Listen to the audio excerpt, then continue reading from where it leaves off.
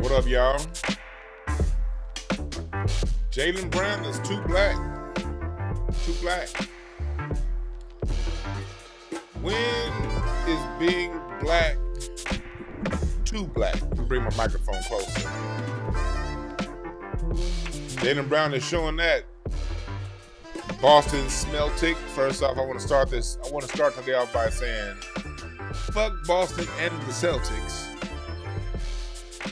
But I gotta be grown up, be a little more mature.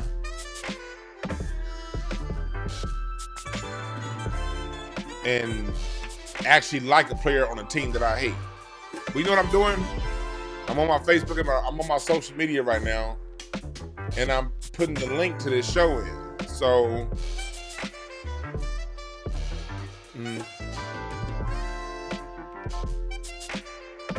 there we go. There we go. Let me see here. Okay. Let me see here. I'm over here. There we go. I'll paste that over on Facebook. Now I'm about to go over to Twitter. And I'm going to do the same thing. And paste. Boom. And now I'm about to go to Instagram.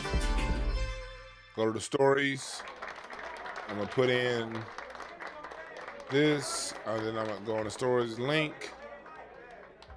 Bam. All right, cool. There we go. We're going to play a new composition. There we go. Live. All right, cool. I shared everything. Now, what y'all need to do is go to DewanB.com and get your summertime apparel, your summertime attire. Go to DewanB.com, hit up the shop.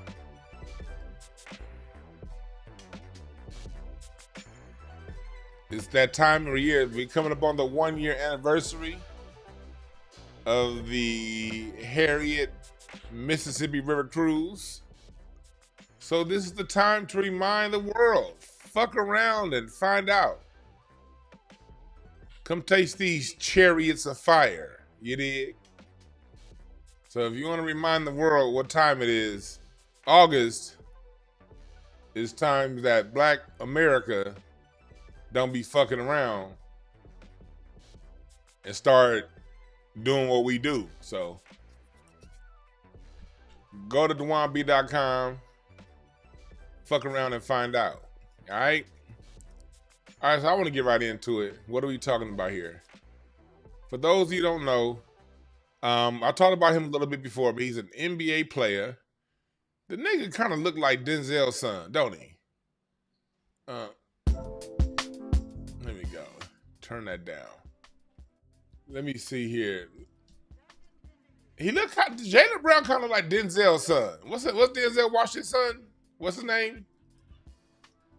They kind of look alike. Either way it go, they both great at what they do. They both great at what they do. You know what I mean? They both great at what they do. But they two Denzel son looking niggas. And very, very, very, Jaylen Brown has been somebody who's been very vocal about, you know, his pro-black stance on things. There we go. And let me show you, look, don't he look like Denzel's son? That's Denzel's son. And that's Jaylen Brown. Them niggas look like brothers from another mother. I swear to God. Them is brothers from another. But I respect both of their work. You know what I mean? Yeah, John David Washington. Oh yeah, John David Washington. Yeah, that's his name. Too close to that former USC quarterback, John David Booty. Y'all remember him? It's usually white folks with two names like John David. Wasn't that the nigga that shot Lincoln? What's his name? What's his name? John David? No, John Wilkes Booth. What was it? Who's that killed Lincoln? Was it John Wilkes Booth? Anytime I hear John David, it reminds me of John Wilkes Booth. That motherfucker went up into the Ford Theater. And Lincoln thought he was about to go see it play, and that motherfucker came in. Check out. Well, that's a whole nother story, though. Anyway. So, John David, I mean, y'all got me fucked up now. I'm saying John David, you niggas. Jaylen Brown, that's gonna fuck me up because I'm dyslexic. 2 J's. John David, Jaylen, John, Jaylen. Y'all look, y'all, I'm dyslexic. I can't be doing this shit, all right? Because at some point, I'm gonna call the nigga by the wrong name, and I'm gonna go on a whole tangent, and then somebody gonna be in the chat, you had the wrong name. I mean, it's gonna be somebody in the comment section after the video, you the whole time you said John David and you meant Jaylen Brown. Tell you right now, I'm dyslexic. That happens. Shit. Y'all got our trials and tribulations. My dyslexia is one of mine. So if I get 2 names with the same letter, I'm gonna fuck them hoes up.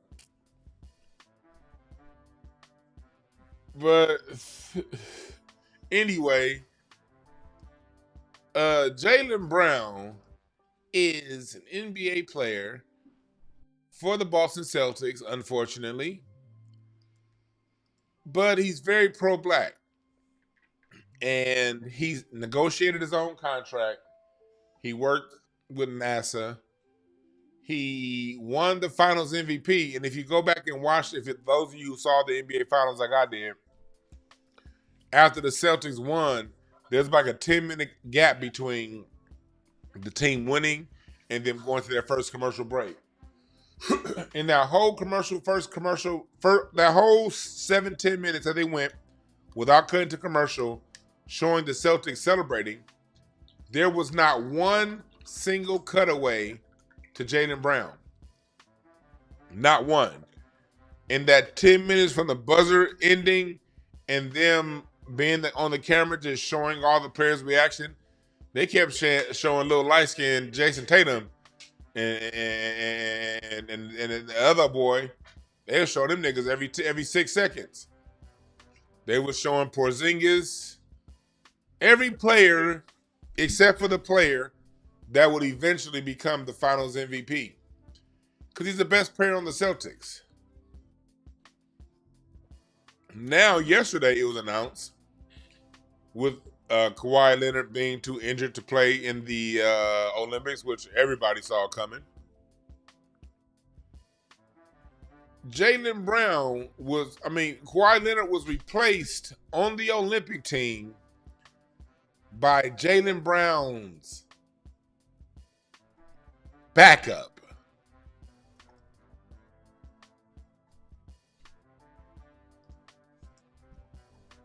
Yeah. How does that sound? Does that sound right to you?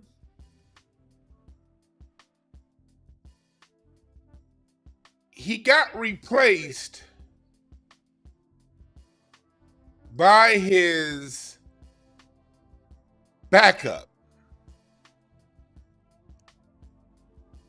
The player that cannot get ahead of him.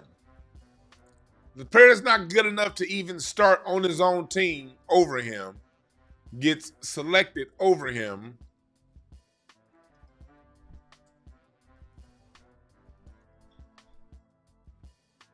And we're supposed to act like that's cool and that's normal.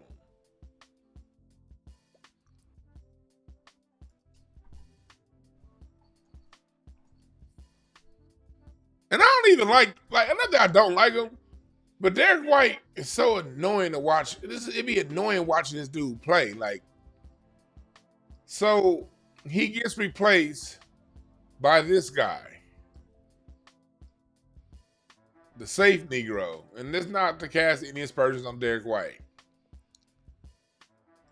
But aesthetically, already, you see why, aesthetically, they chose one over the other. And I'm going to get into we're going to go deeper. We're just starting on the surface level right now. And then we're going to go from the surface level and we're going to go deeper into it. But these are just, right now we're on the surface superficial level. That's where we are right now. We're just being surface and superficial right now. And of course, this is the guy that they've been trying to pump the whole time as the best player on the Celtics. Fake Kobe.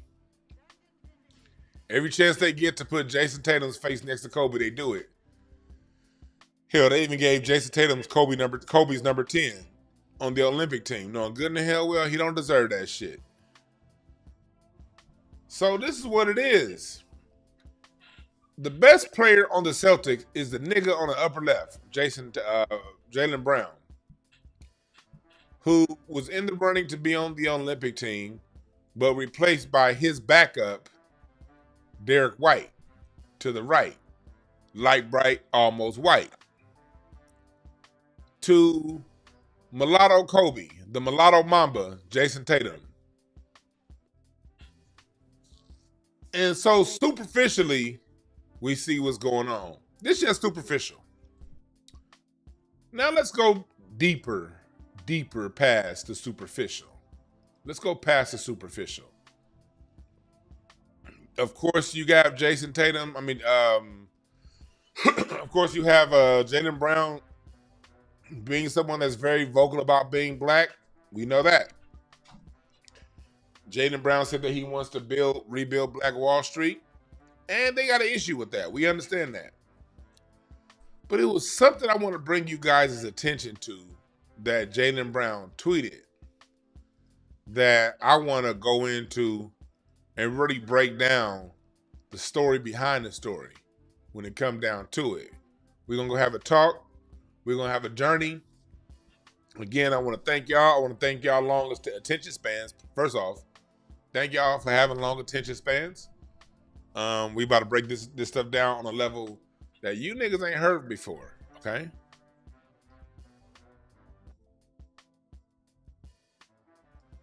I'm not your conventional. We about to break this down from a different angle, all right?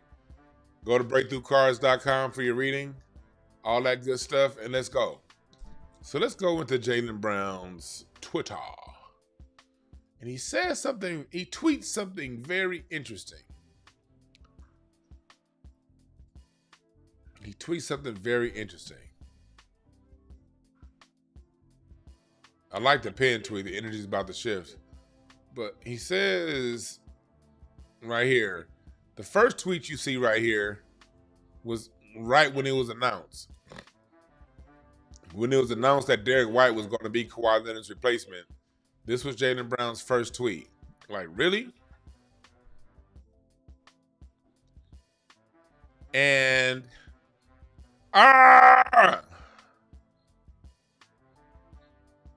the tweet that I want has since been deleted when he brought up Nike. This here, man, I wish I screenshotted the tweet. Because initially he added Nike, but he since deleted the tweet. So he deleted the tweet that was adding Nike. I wish I had screenshotted it. Damn it. I'm telling y'all right now, when y'all get a notion to do something, nigga, do it. Is it in my photos? Did I save it in my photos? Did I tweet it? And did I screenshot it? Nah, I didn't screenshot it. Fuck. Fuck, figgity fuck. Well, anyway, I didn't screenshot it. But we all know it's about Nike. And Jaylen Brown, let me see if I can find it.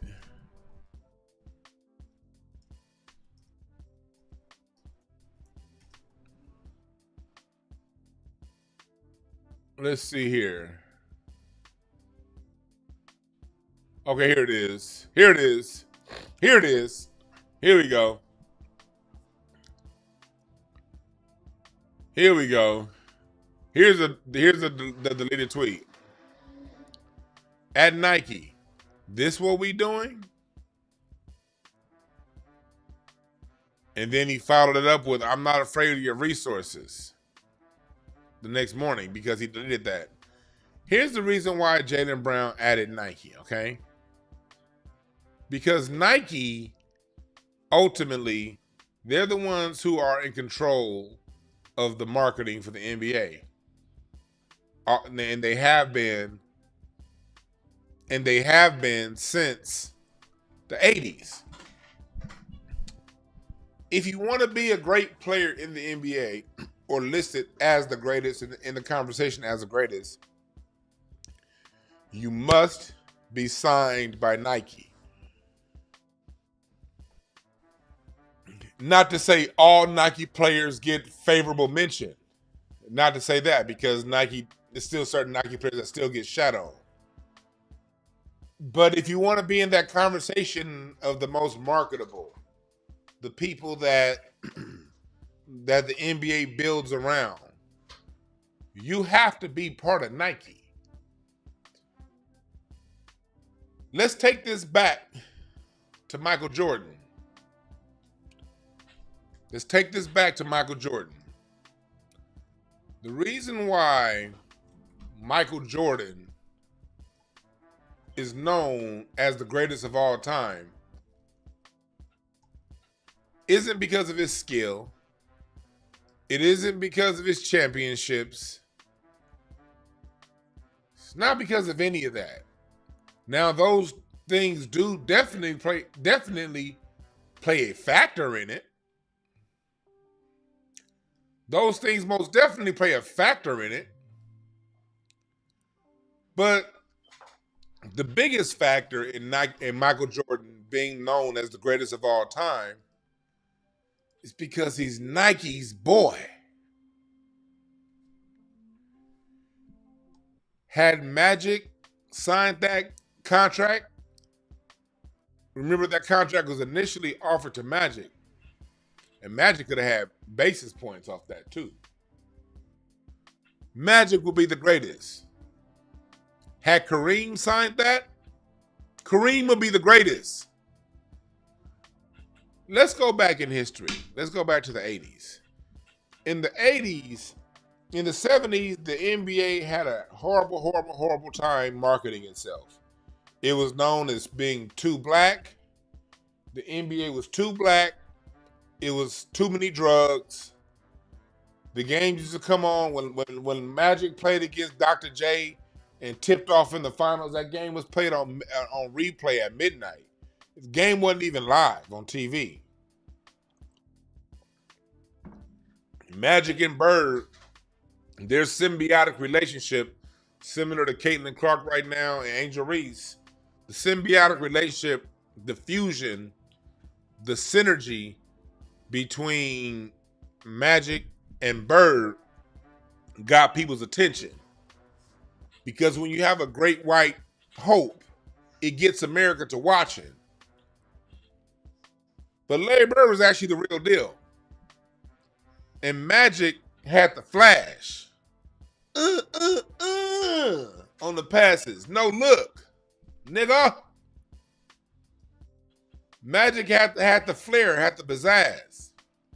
And before Magic and Bird, you had Dr. J.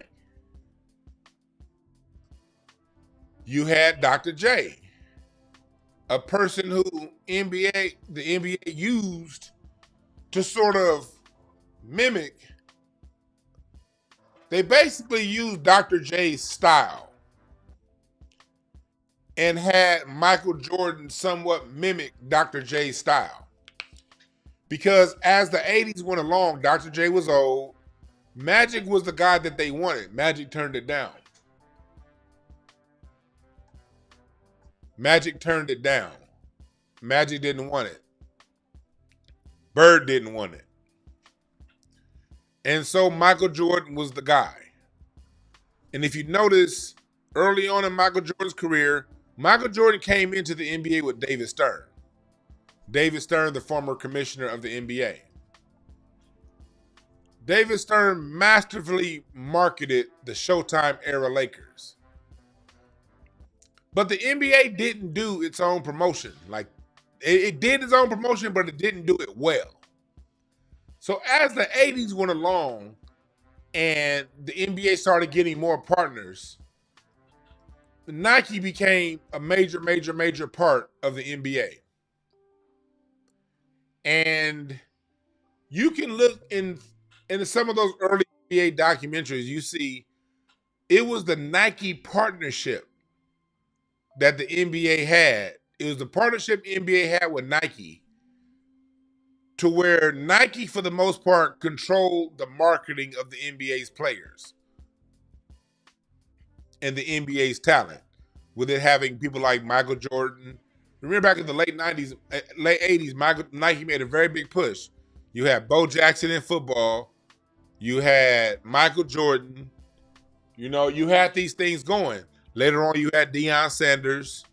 In football, you had, remember the Bruce Smiths, them shoes. Nike was really becoming big boy on the block. But the NFL didn't partner with Nike to market itself. The NBA did. So in the 80s, Michael Jordan got marketed to a level no other player before was marketed. And not since until LeBron James. LeBron James got that same level of treatment. But before Jordan, no player was marketed like that. Michael Jordan had videos like Come Fly With Me. He had the commercials.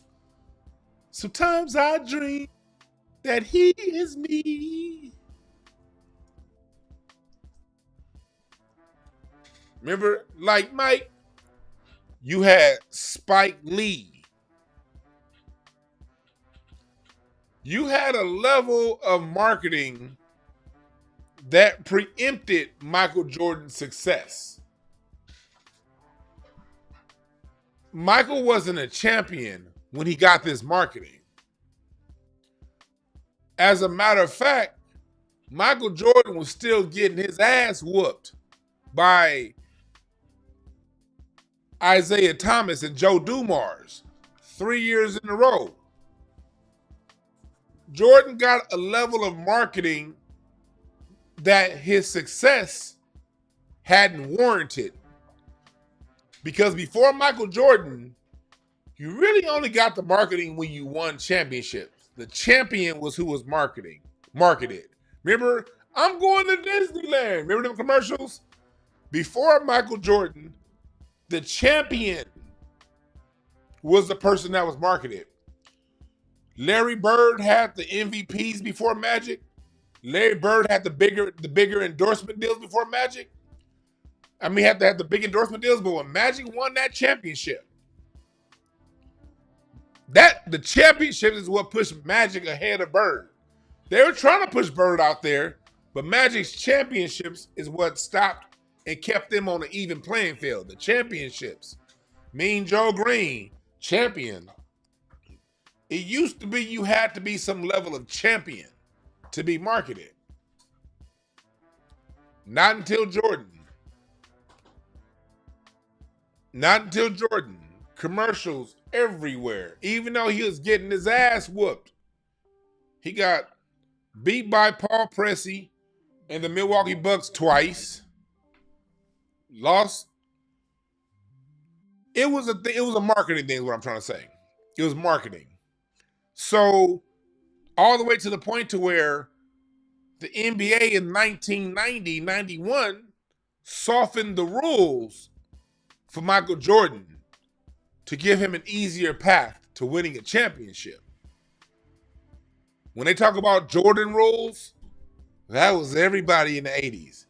Everybody was getting hacked. Hack. That was the 80s. Hack. But then when 1990-91 came around, they started blowing that whistle for one person. The nigga that Nike marketed to put to the front.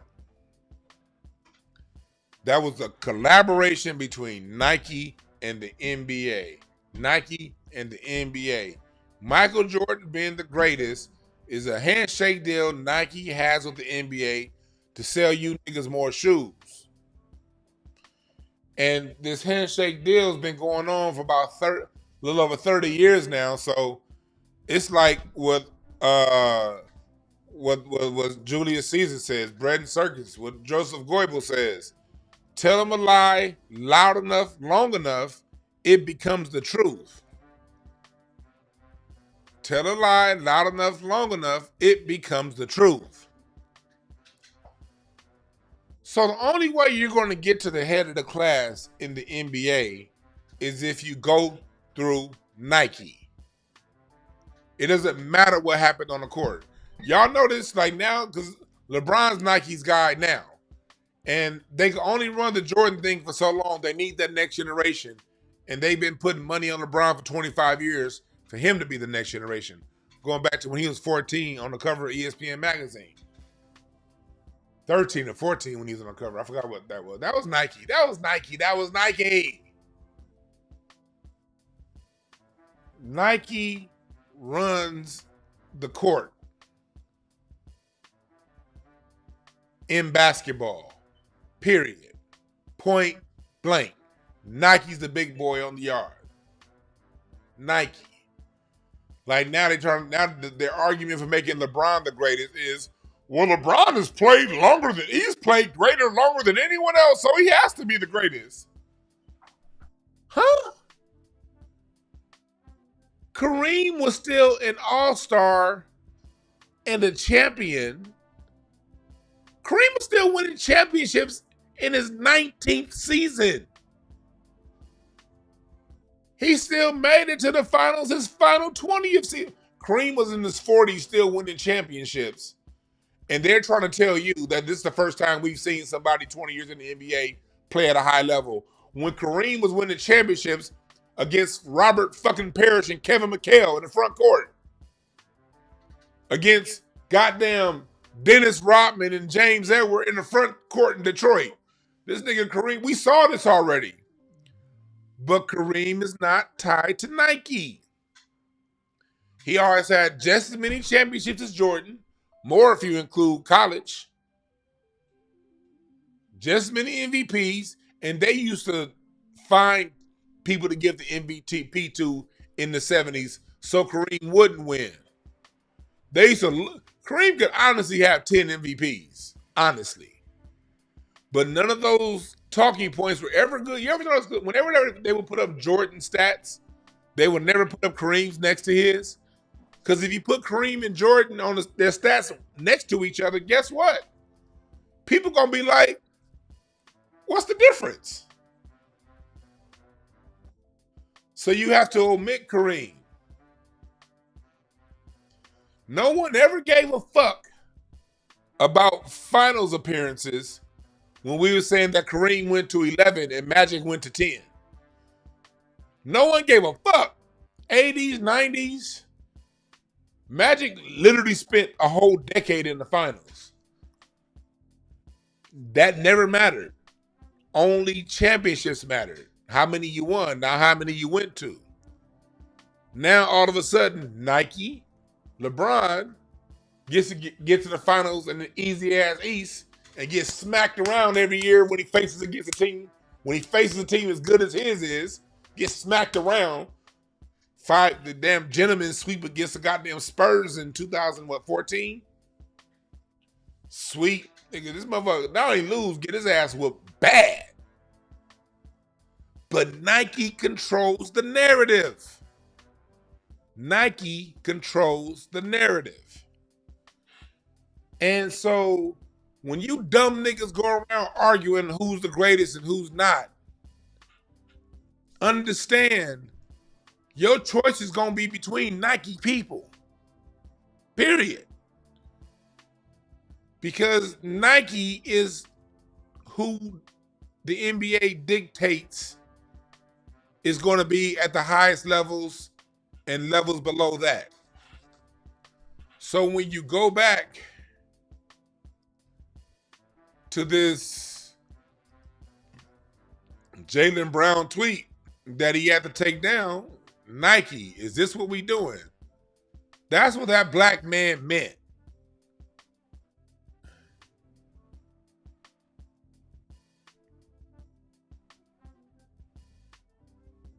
Uh-huh. And this tweet comes up right here because remember, Nike's the one that sat Kyrie Irving down for putting that tweet out. Kyrie Irving lost his position to Nike. In Nike. And who are the two players that everyone universally say was snubbed off of Team USA? Kyrie Irving and Jaylen Brown. Two pro-black men that dared to stand up to Nike.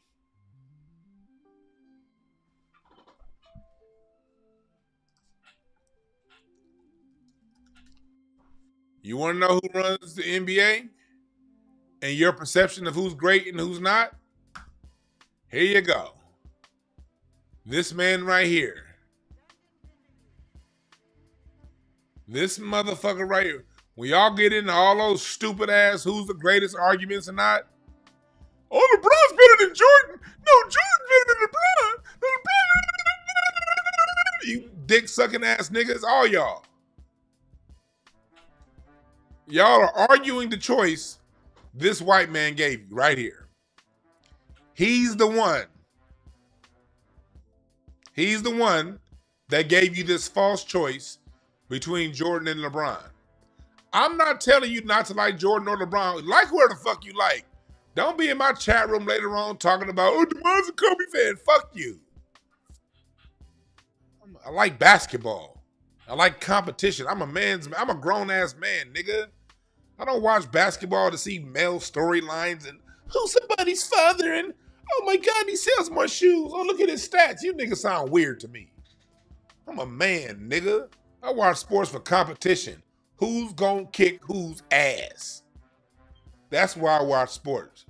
But y'all allowed this man right here to turn sports into a fucking Gossip Girl magazine. And you niggas fell for it and fall for it every day in your stupid ass arguments over who's the greatest and who's not.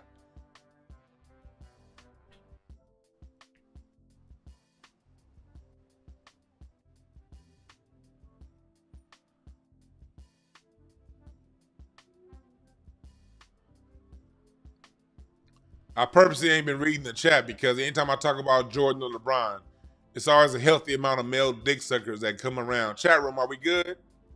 Are we good, chat room? Is the chat room being? I'm gonna look at the chat now. Are you niggas being? Y'all being cool in the chat? Y'all being cool in the chat? Yeah, Phil Knight just dropped all that money for Oregon. I hope they lose every game too. I hope he lose every dime of his money. Phil Knight look like an old fake ass Rod Temperton. Fuck him.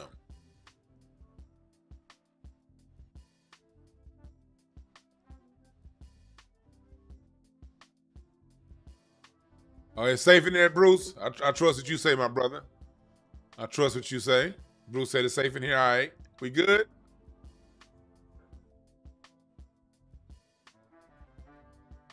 This dude right here controls your perception over who the greatest in the NBA history is.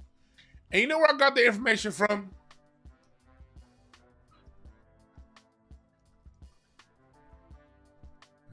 Let me see. Let me see here. Let's see here. Look at this. I bet y'all didn't hear about this.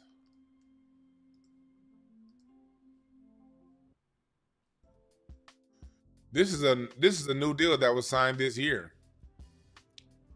Nike signs unprecedented deal with NBA.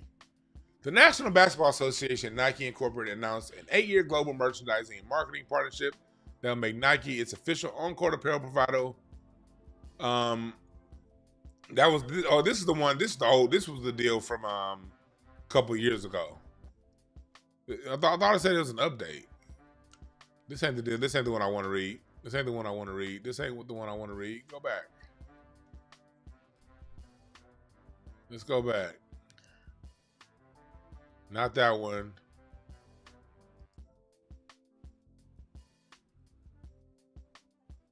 No, not this one. Where did it go? Where did it go?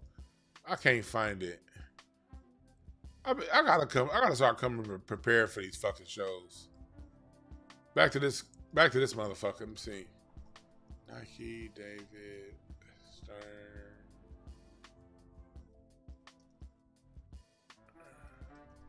Let's see if that comes up.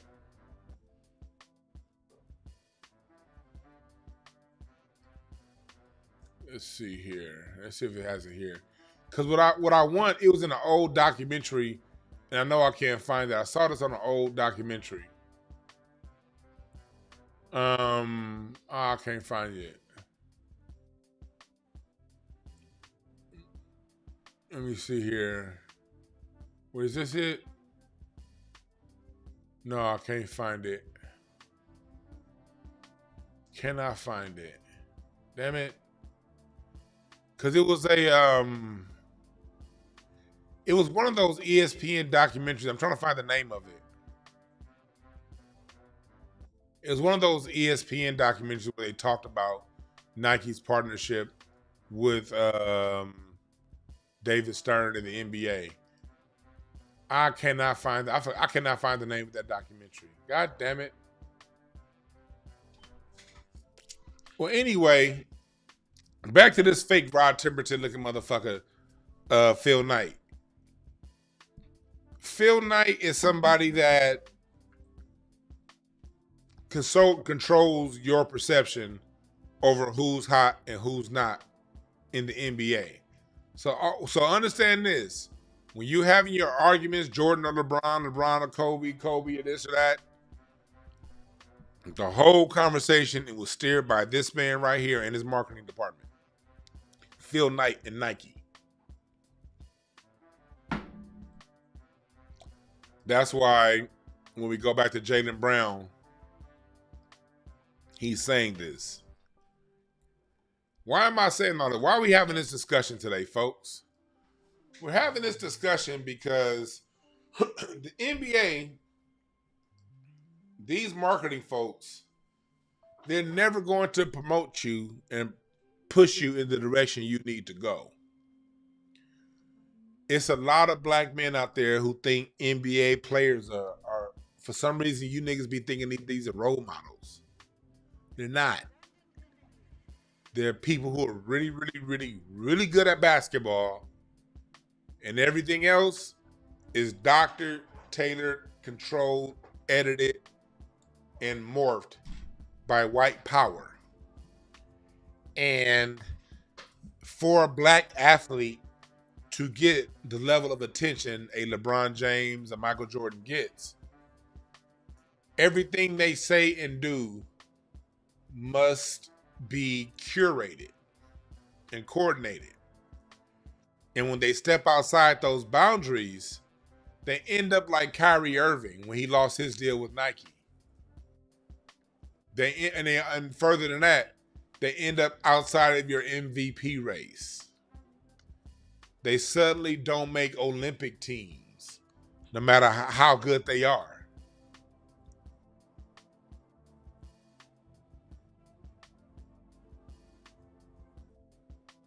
It's a show. The NBA is a show. That's all it is.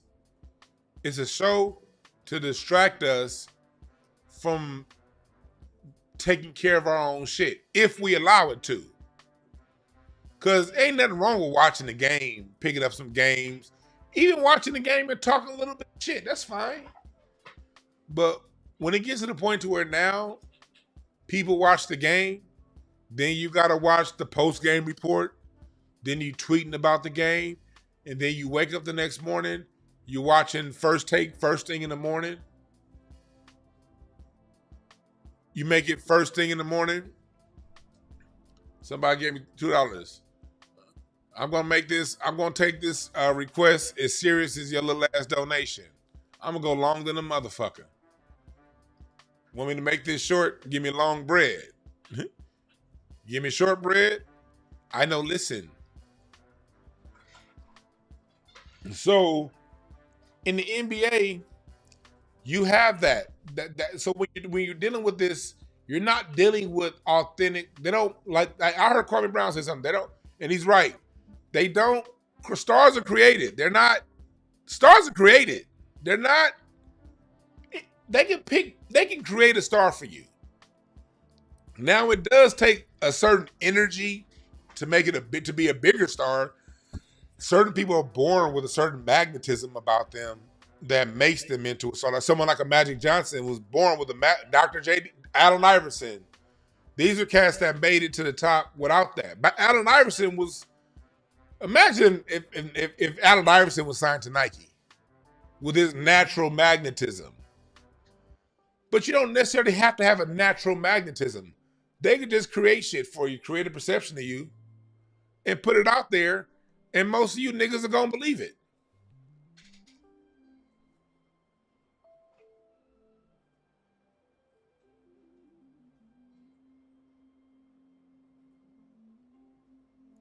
Oh, he said, please make this a short. Oh, I'll get it. My bad. My bad, Black Light Andrew. I looked at it again. He said, please make this a short. You're lucky I got smart people in my chat room because I kind of halfway read what you said. And then somebody in the chat, Ty Love straightened it out. Hey, Larry, shut the fuck up before I knock you out, boy. That nigga's in the chat. Y'all want to see a boxing match? Press number 1 between me and Larry. Anytime I fuck up, I get frustrated. And when I get frustrated, I want to take it out on a hoe ass nigga like Larry. So my bad, my mistake.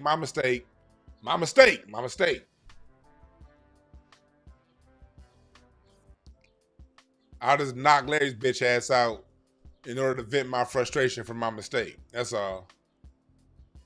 How about that? I'll just knock his ass out. So anyway,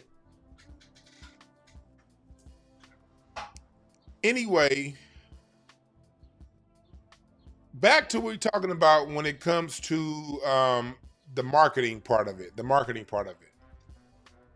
Oh yeah, y'all pressing number 1? All right, yeah, okay. All right. They pressing the number 1. That's cash. All that cash mean I'm gonna whoop Larry's ass. Jack. Anyway.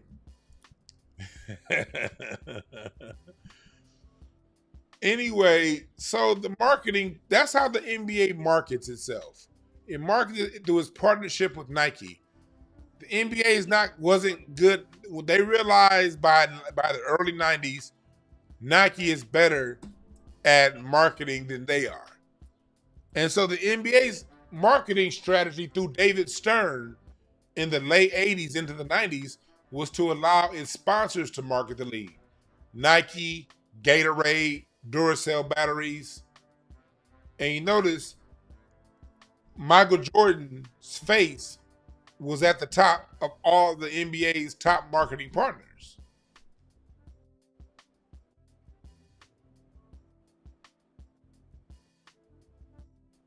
So you can always, I'm not saying don't watch sports, but when you make sports your life, when you consume sports, when sports is you watching it, you watch the game, fine. Now you gotta watch the post-game report. Now you gotta watch Sports Center highlights, the 10 o'clock Sports Center. Oh, you miss some on 10 o'clock Sports Center. Now you're watching the 11 o'clock Sports Center. You go to sleep, wake up, you're on Twitter, you're on ESPN.com. You wake up, first thing you watch, ESPN First Take or Skip and Shannon, wherever the fuck. Do they even have Skip and Shannon? Oh yeah. Skip, whoever Skip is with, whoever Shannon with, whoever the fuck, I don't know. I stopped watching it years ago. I only know this cycle because I used to be in it. I'm not speaking as I'm better than you, nigga. I'm speaking as a nigga who had to go through this bullshit so I could tell you about the bullshit. And then you wake up and you watch First Take. Then you get real mad because they're gonna guarantee they're gonna have Stephen A. Smith argue with somebody, and either Stephen A. or the person he's arguing with is gonna say something you don't like. It's gonna piss you off. You're gonna argue with your friends about it. Then you're gonna go to work And then when you go to work, you're going to repeat what you heard Stephen A. Smith say, Woody Page, Skip Bayless. Y'all tell y'all, I don't even know Nick Wright. Wherever your favorite sportscaster said, you're going to go to work, you're going to get on Twitter, Instagram, Facebook, and you're going to argue all day, repeating their positions on everything. You're going to get off work, come home, you're going to watch the pregame report and the pregame show, and then you're going to watch one or two more games again, and then you're going to watch, and it becomes a cycle over and over and over and over again. And it's all based on whoever this man said to the NBA, you should market my guy. Not off anything else. And then what they do on top of that, they throw a whole bunch of stats in your face, knowing good and hell well you don't know the easiest way to lie to somebody is to throw a number in front of them. That is the easiest way to lie to somebody. If you want to lie to somebody, give them a set of numbers. Well, the numbers say yada, yada, yada, and yada, yada, yada. They know you're not going to ask, okay, why are we choosing this set of numbers and not that set of numbers? Why is it you keep giving me this numbers argument based on all these numbers? LeBron's supposed to be the greatest of all time, but he gets matched with the NBA's greatest talent for about 12 years. The NBA did everything they could to put the best players on LeBron's team, and the only thing he can muster up is 4 championships out of 12 years of getting the whole goddamn league on his team. All of this competition in the East, Chris Bosh, Dwayne Wade, they all get on his team. He ain't got to go through them, and he still can't win more than 4. Well, these numbers, something must be wrong with these numbers. Or why is it a player like Isaiah Thomas, we don't talk about his numbers, but he was able to beat Magic, Bird, and Jordan? Well, the numbers don't say it. Conclusion, dickhead. The numbers don't tell the story. The numbers tell whatever the fuck story the author wants to be told. And then I guarantee you, I'm gonna get somebody in this chat, in the post, in the after this is over with, talking about, well, you're just a hater. The numbers.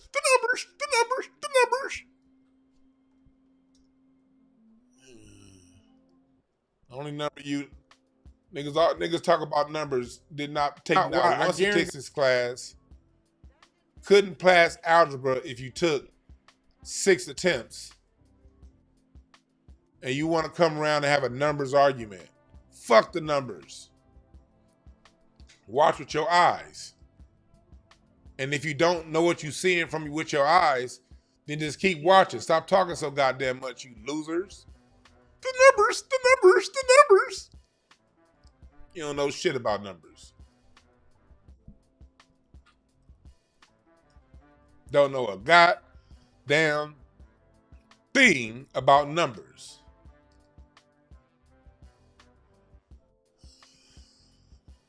Buy this book right here for further information.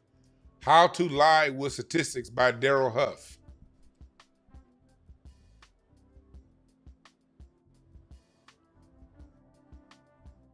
Buy this book. It'll show you how Phil Knight, David Stern, Adam Silver, NBA Stephen A. Smith, Skip Bayless, this book will show you how they lying to your black ass, white ass, Mexican, whatever Asian, whatever race you are. They lying to your motherfucking face every day with numbers. They're saying, well, this is the numbers. Well, you should go ahead and trust it because those are the numbers. And through numbers, Nike is going to do everything it can do. And through the misuse of numbers, they're going to do everything they can do to not shine a positive light on this black man right here, Jaylen Brown. They're going to do everything they can do to not shine a positive light on him. You know why? Because he's positive. He's who your kids really need to be looking up to. He's the person that is, I very rarely, if never, will point to anybody in the NBA as a role model, because I believe we should stop having athletes as role models. I really do. I think the whole athlete is a role model, that shit's played out. Athletes are not our role models. But if you're going to have one, this would be the guy. This would be the guy. Because he's a Renaissance man. Because when he plays, he's not just basketball. He's also a scholar. He thinks business, and he cares about his community. He's a man. He's not a basketball player. He's a man. Because a man cares about community. I don't care what you say. You can't look at me. Me personally, when I see, I don't care how much money a man got. I don't care how famous they are. Any man that does not have a sense of a greater good to his community, they're boys. Go play with the boys. That's how I look at it. Go over there. This dude has a sense of community, a real sense of community. This is what you need to be looking at. But instead of looking at this, you niggas is looking at, well, LeBron James had nepotism. It's the nepotism. They are setting Bronny. I feel bad for Bronny James. They are setting that boy up for extreme failure. Because them NBA niggas don't play. When he step out on the court against them, it ain't going to be no Nike on the court with him other than them shoes. Other than him getting somebody's Nikes pressed up against his chest as he getting dunked on. The NBA ain't about somebody that has a certain look. It's about action. It's about doing. You talk about, see, the thing with Jaylen Brown ain't talking about helping one person here and there. He's talking about helping the overall greater good of black society. He's showing that it's more than basketball. It's more than the check you get from playing the game. It's about the cultivation of your humanity and your intellectual abilities. And it hurts like hell talking like this for a goddamn Boston Celtics. I can't stand the Celtics. But this is bigger than the Celtics. As a matter of fact, I think it's good that them white boys in Boston, their best player is a nigga's nigga. A nigga's nigga.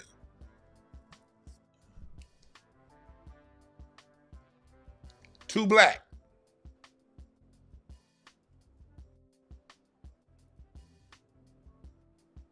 But they'll have you focusing in on their Nike guys that really aren't really. They're good for white folks. They make white people a lot of money. Then they'll tell you, "Oh, this person's good for black people." No.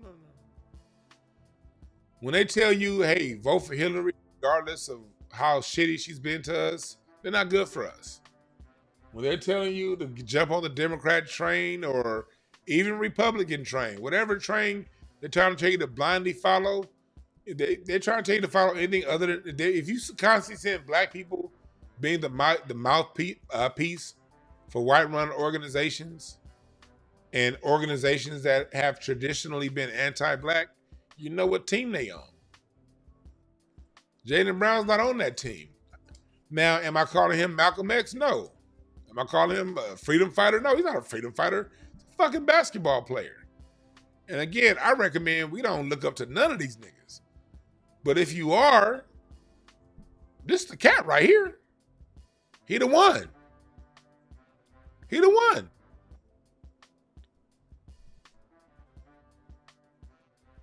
He the one.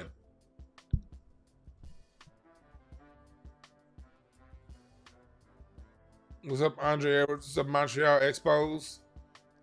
Now, I'm about to open up the phone line for y'all. I want to hear what y'all got to say about this.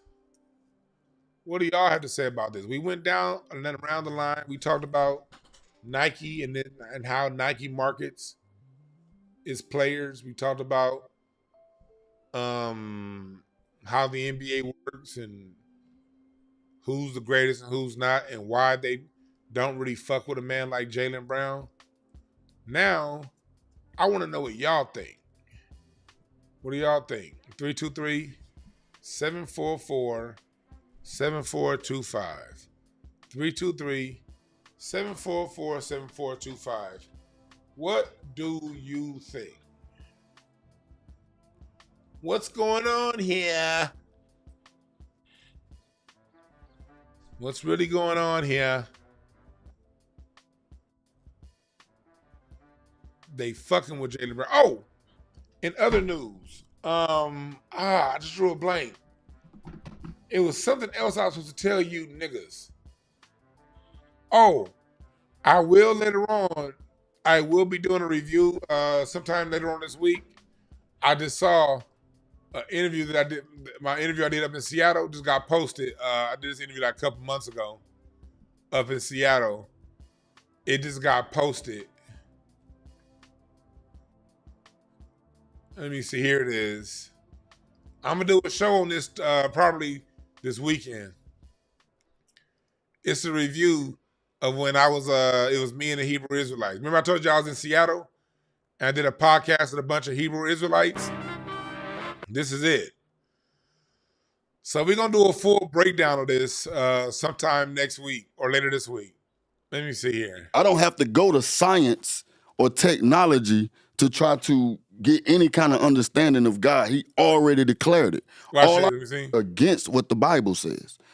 It's opposed to what the Bible say. And what opposes it? Oppositions of what? Y'all ready for this? Science. Of oppositions of science. Look at my face. Go ahead. Falsely so-called. Falsely so-called. So to your point is, okay, can I deal with technology? Yes. As long as it's filtered through the Bible and it lines up with the Bible. But if it starts being opposed to what the Bible says, then you have to disregard it. I have a question about that. Mm-hmm. Because science and technology is always ever moving forward. Mm-hmm. So if the Bible is written, if it's written at a certain time, mm-hmm. and then but technology continues to move forward, will there ever come a time where the manual gets outdated? No. Go to Isaiah 56. So if we say, if it just say, okay, somebody comes up with a way to teleport somebody from here to Kansas City in 2 seconds, but it's not in the Bible, we can't do it? Watch this, because you asked the question. You said, will this manual ever be outdated? Watch this. Give me that in Isaiah, I think it's 46 and 10. The Bible will never be outdated. Read that. Book of Isaiah. So, I had a good discussion with these Hebrew Israelite brothers, and we're gonna do a full-on review of this later on this week. We're not gonna play the whole video, but I'm gonna go back and watch it, and I'm gonna clip out different points, and then we're gonna talk about my discussion with the Hebrew Israelites of Seattle. Great, those was good dudes.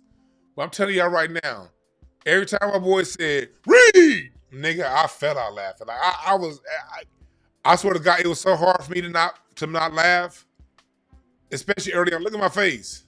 Is in your womb. Read. And two manner of people shall be separated from thy bowels. I'm trying not to laugh. Two manner of people. Children struggled together within her. And she said, if it be so, why am I thus? Watch my face. And she went to inquire of the Lord. So the sister is pregnant, and there's something going on the inside of her, and she like, what's going on inside of me? So she went and prayed to the Lord. Go ahead. And the Lord said unto her, 2 nations are in thy womb. So the Lord answered to her is, 2 nations, Rebecca, is in your womb. Read. And 2 manner of people shall be separated from thy bowels. And 2 manner of people. I'm trying my best. I'm trying my best. People. I'm goofy. Me, even me also, O my father. And Esau lifted. Man is prideful. So it says the pride of thine heart has who? Chinese. They in space? Right here. Thy nest amongst the stars. Ain't no Chinese up there. They in here too. They Moab. Ain't no Japanese. They in here. They Ammon. They in space. Who? Chinese. They in space? Yeah. They got space stations? No, they do. I hear and I get it, and because I'm not converse, I don't fight nothing. Right. I'm just trying to figure out the white man part of it. That's all. Because I'm interested in this part. Right. Because like to me, if I'm reading this and knowing history, That could sound like Genghis Khan and the Mongoloid Empire. They're red. They're ruled by the sword. They live in the clefts of the rock. So if we're talking about, if we're in the year 1206, we talking about Genghis Khan. He definitely ain't white. But we ain't done yet. So I'm trying to, okay, because they interesting to me as far as where they come from. So I gotta hear what y'all gotta say.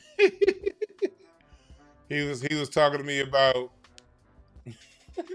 the red man. I'm like, nigga, y'all talking about Genghis Khan. But then when he kept saying read, nigga, that no disrespect to them brothers. Them brothers was cool, but whenever I'm around Hebrew Israelites and they hit you with the read, I can't help it.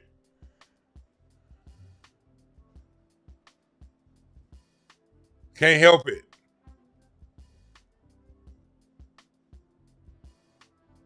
Yeah. When they yell read, I'm just... We're going to do a full-on breakdown of my interview with the Hebrew Israelites. Later on. Emmanuel said, wait. Yeah, I've been waiting for it too. It just dropped this morning. But what I need y'all to do, this is what I need y'all to do. I need y'all to go to my brother St. Nick's channel. On the spot Soto. Y'all see here? I am going to share the link because I want y'all to watch this video too. So when I come back, y'all can come back and ask me questions. But if y'all want to get ready for my interview, my review, y'all can watch this video too and come back with timestamp questions. I just put the link in the description. And make sure y'all subscribe to the Spot Soto Studios. Subscribe to the Spot Soto. They have dope ass content. I have a few interviews with them. I did an interview with them a few months ago. That's up there somewhere on this channel. Let me see here. Yep, here it is. It's somewhere down here. I got an interview with them. It's somewhere over here. Oh, right here. About a month ago. I had another interview with them that was real fun. I'm put that in the description bar too. Make sure you subscribe to that channel. What's up, E. Gibson? You from Seattle? Nigga, and my chat room ain't shit. The nigga say every time you read an article, I'm gonna say, read! I swear to God, if I can hear somebody say that, like, I'm glad I can't hear you niggas. If I'm getting ready to read an article and one of y'all said, read! Nigga, I swear to God, I would lose it. I would. I'm silly. I'm silly. I'm silly, dog. You say read to me before I read, I'm gonna be like, nigga, I'm gonna be stumbling over my words. I'm gonna be laughing so goddamn hard.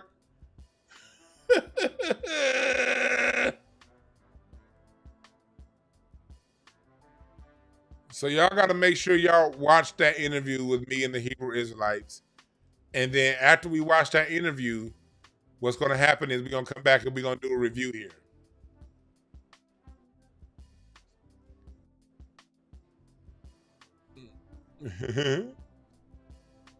You said your chat driving you crazy to collab? Hey, hit me up, inbox me on, email me info@dewanb.com. Read!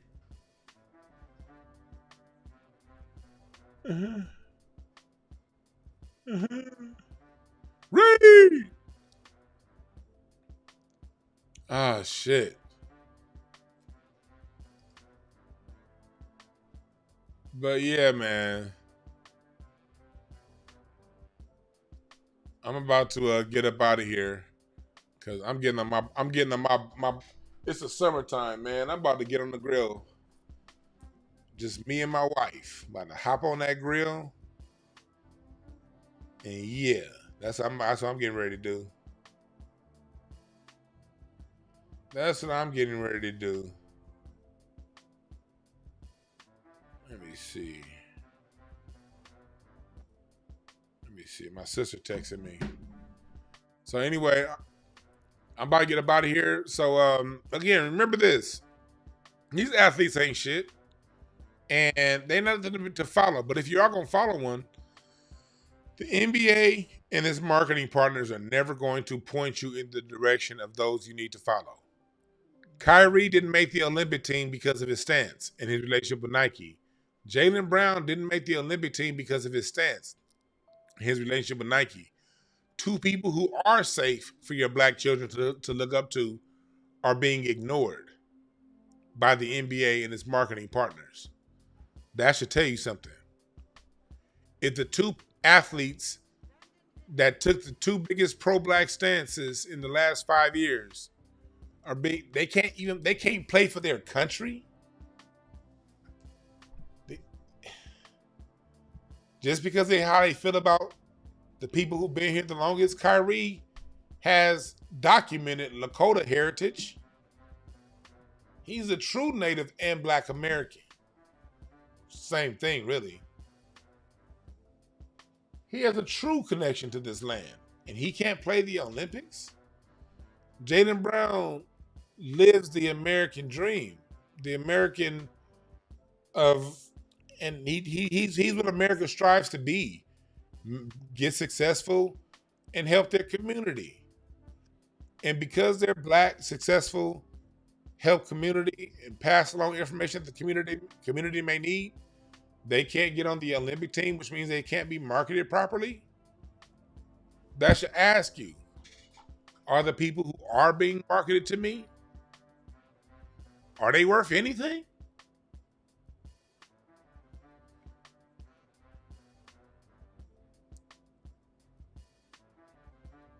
Because Nike tends not to, the NBA tends not to want to shine a light on the people who say things and do things that are to the greater good of my people. That's just something to think about before you go around crashing out over who's the greatest argument you're going to have. All right?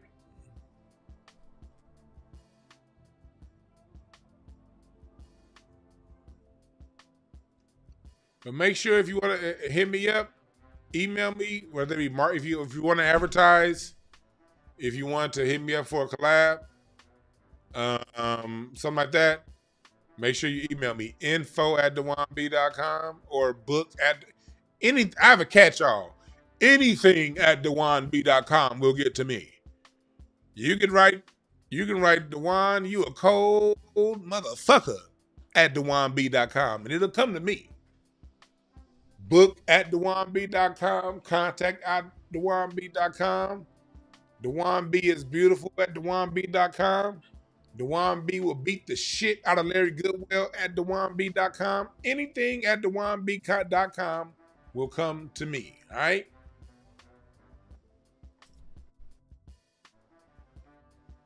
And remember, there are no perfect messengers, only perfect messages for those willing to pick up the game. I'm out.